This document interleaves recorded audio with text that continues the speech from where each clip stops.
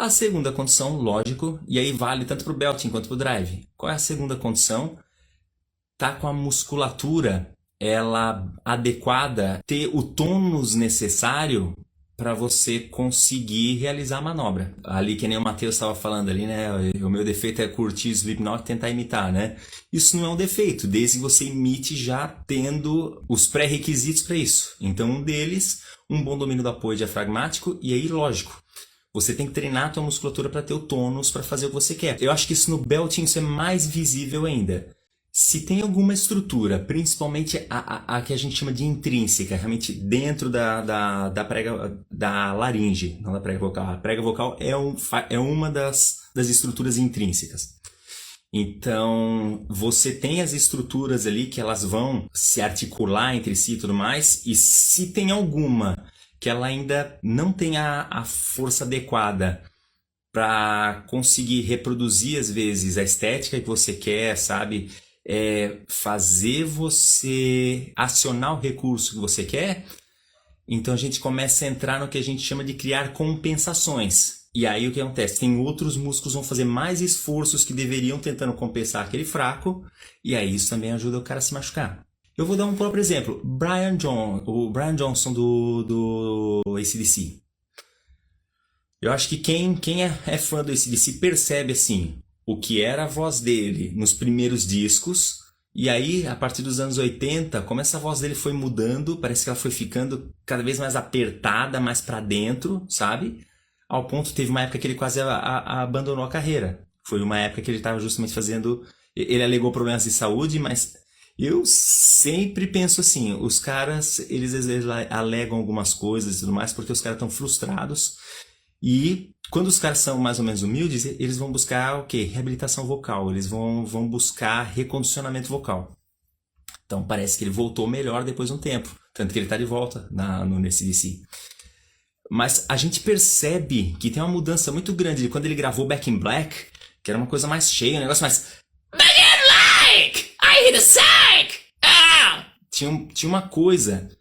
que quando você pega os anos 90, quando pega as coisas ali daquelas últimas turnês, antes daquela passagem do Axl Rose, ele já fazia um negócio que era muito mais... Então o que aconteceu? Ele tentou fazer alguma coisa que o ajudasse a manter as notas, os agudos. Então por ser uma banda muito emblemática, o cara não pode se dar o luxo de querer baixar demais o tom, esse tipo de coisa. A gente viu exemplo, tem bandas aí que nem, sei lá, o Iron Maiden, onde aparece às vezes um vocalista que não faz a mesma coisa que o anterior fazia, e o cara é massacrado pelos fãs, né? Então o AC/DC, por ter esse comprometimento com os fãs, exatamente, ele começou a fazer... Olha, vamos falar bem tecnicamente, o que ele fez?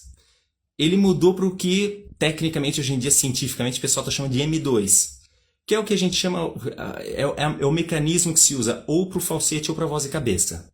Elas são quase a mesma coisa, tem uma diferençazinha que eles tentam dizer estética, né? O falsete como se ele fosse uma coisa mais frágil, mais airada, e a voz e cabeça com uma coisa um pouquinho mais forte, mais limpa, vamos pensar assim. Mas o mecanismo de prega vocal ele é o mesmo. A prega vocal ela passa a estar totalmente relaxada para que ela possa ser esticada. É mais fácil você alcançar o agudo sem tensão nenhuma, oi, tudo bem? Do que quando você tem que manter uma tensão para manter a voz mais potente, vamos dizer, né? Oi! Ei! Oi! Então precisa de mais coisa, precisa de uma tensão.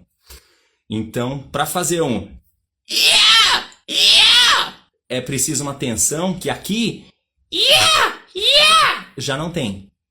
Então, uma das coisas que o Brian Johnson fez foi justamente isso. Ele perdeu aquilo que ele tinha, e aí a gente não sabe o que aconteceu, se é uma coisa emocional, se foi falta de treino, o que acontece muito com esses caras.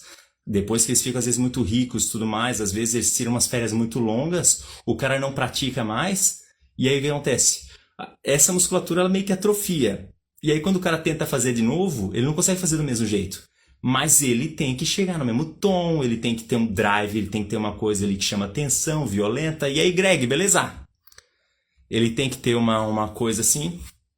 E aí o cara começa a criar compensações, ou seja, que nem o Matheus botou ali, né? A espremer, né? A voz fica espremida. Porque o cara cria compensações para tentar emular uma coisa que ele já fazia.